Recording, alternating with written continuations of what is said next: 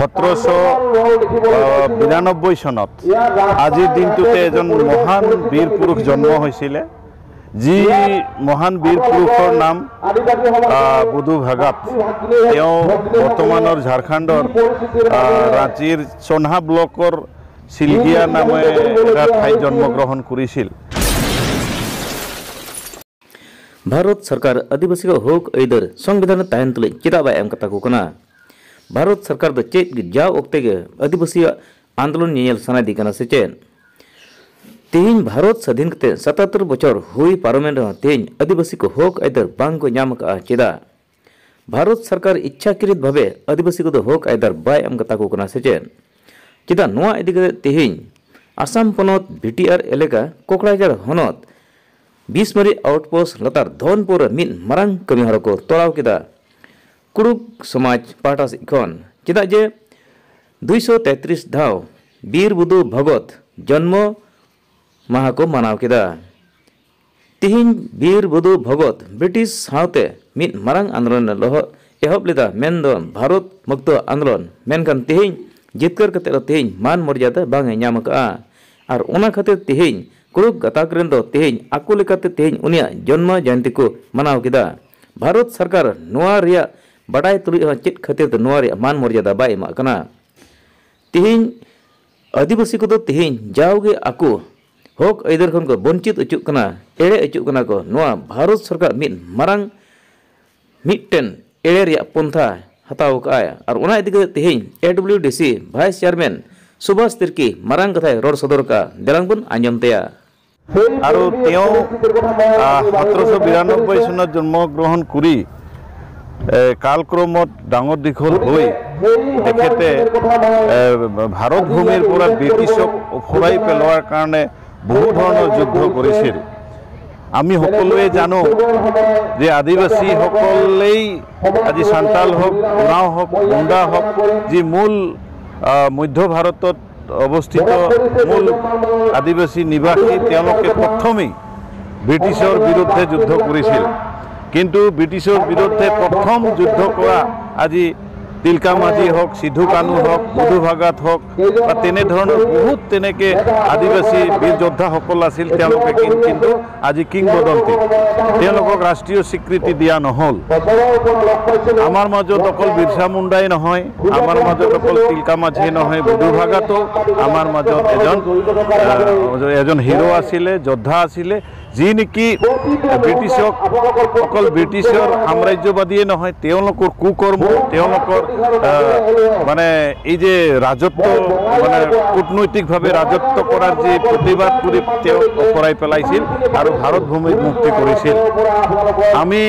আজি তেওঁ 233তম অসমত বিশেষকৈ অসমৰ পশ্চিম অঞ্চলত বড়োলেণ্ড টেৰিটৰিয়েল কাউন্সিলত আমি 4টা জিলাৰ বৃহত্তৰ আদিবাসী জনগোষ্ঠীৰ উৰাওসকলৰ এই 4টা জিলাৰ পৰা বিভিন্ন সংগঠনৰ পৰা আমি মাতি আনি পেলাই ইয়াত ঐক্যবদ্ধ আজি পালন কৰিছোঁ ঐক্যবদ্ধভাৱে এই 233তম জন্ম জয়ন্তী পালন কৰিছোঁ আমি ইয়াৰ জৰিয়তে এটা বাৰ্তা দিব বিচাৰিছোঁ অসম চৰকাৰ ভাৰত চৰকাৰক যে আজি সংগ্ৰামী যোদ্ধা বা স্বাধীনতা যোদ্ধা হিচাপে আদিবাসীৰ বহুত তেনেকুৱা যোদ্ধা আছিলে যাক স্বীকৃতি দিয়া হোৱা নাই অকল এতিয়ালৈকে বিৰছা মুণ্ডাক দিয়া হৈছে বুধু ভাগাতৰ লগতে তিলকা মাঝি সিধু কানু সকলো তেনেকে ৰাষ্ট্ৰীয় স্বীকৃতি নাই পোৱা গতিকে আমি বাৰ্তা দিব খুজিছোঁ যে আগে তেওঁলোকৰে খুন তেওঁলোকৰে তেজ থকা বংশধৰ এতিয়াও আমি জীয়াই আছোঁ উৰাং সান্তাল মুণ্ডা সকল আৰু এই উৰাং সান্তাল মুণ্ডাল সকলৰ যি যোদ্ধা হিৰো আছে তেওঁলোকক ৰাষ্ট্ৰীয় স্বীকৃতি হিচাপে দিব লাগে তাকে আমি এই জন্ম জয়ন্তীৰ জৰিয়তে এটা বাৰ্তা প্ৰেৰণ কৰিব বিচাৰিছোঁ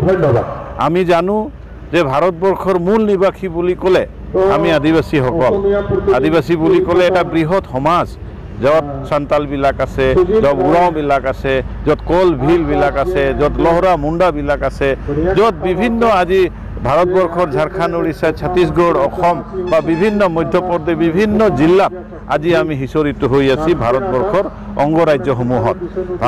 অংগৰাজ্যসমূহত বিভিন্ন জিলাত আমি বিস্তাৰিত হৈ আছোঁ আমাৰ এই আদিবাসী জনগোষ্ঠী আৰু এই আদিবাসী জনগোষ্ঠীৰ পূৰ্বপুৰুষৰ বীৰ যোদ্ধাসকলক সন্মান জনোৱাৰ অৰ্থে ভাৰতবৰ্ষই তেওঁলোকক ৰাষ্ট্ৰীয় শ্বহীদ কৰিব লাগিব আৰু তাৰে বাৰ্তা আমি এই জন্ম জয়ন্তীৰ দ্বাৰা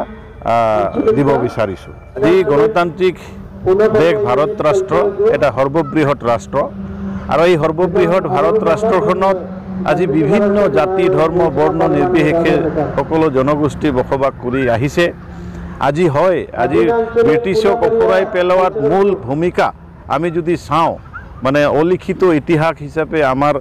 অৱদান ৰৈ গৈছে ব্ৰিটিছৰ বিৰুদ্ধে কৰা যুদ্ধবিলাক আৰু সেই যুদ্ধবিলাকক এতিয়া বৰ্তমানৰ চৰকাৰ বিশেষকৈ ভাৰতৰ প্ৰধানমন্ত্ৰী নৰেন্দ্ৰ মোদীৰ তত্ত্বাৱধানত যোৱা কিছু বছৰ আগতে বিৰছা মুণ্ডাক ৰাষ্ট্ৰীয় শ্বহীদ হিচাপে ঘোষণা কৰি তেওঁৰ জন্মদিনটো এটা আদিবাসী গৌৰৱ দিৱস হিচাপে পালন কৰিবলৈ ওলাইছে। আমি তেওঁক শ্ৰদ্ধা জনাইছোঁ, ধন্যবাদ জ্ঞাপন কৰিছোঁ। বীৰ যোদ্ধা বিৰছা মুণ্ডাৰ নিচিনাকৈ আৰু আছে তেওঁলোককো অনাৰ দিব লাগিব আৰু অকল এই বীৰ যোদ্ধাবিলাকক অনাৰ দিলেই নহ'ব, এই যোদ্ধাবিলাকৰ তেজ থকা বংশধৰ এতিয়াও আমি ভাৰতবৰ্ষৰ বিভিন্ন ৰাজ্যত ভাৰতীয় সংবিধানে প্ৰদান কৰা কিছু অধিকাৰ হয়তো আমি পোৱা নাই। সেই অধিকাৰ সম্পৰ্কেও ভাৰতবৰ্ষই ভাৰত ৰাষ্ট্ৰই চিন্তা কৰা উচিত আৰু তাকে আমি এই